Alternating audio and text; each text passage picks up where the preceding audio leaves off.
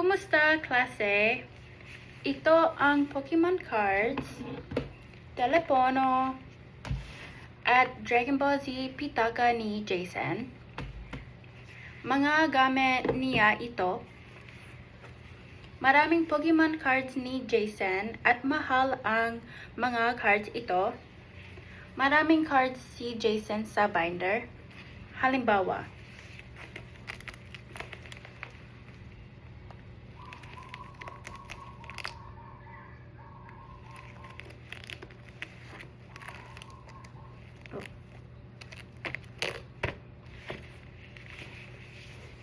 pwede ka ng Pokemon cards sa Target, Walmart o GameStop. Ito ang telepono ni Jason. Naglalaro ni Jason ng Roblox sa bahay at online kasama ang mga kaibigan.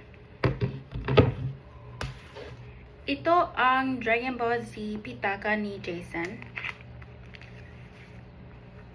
Walang pera si Jason sa pitaka.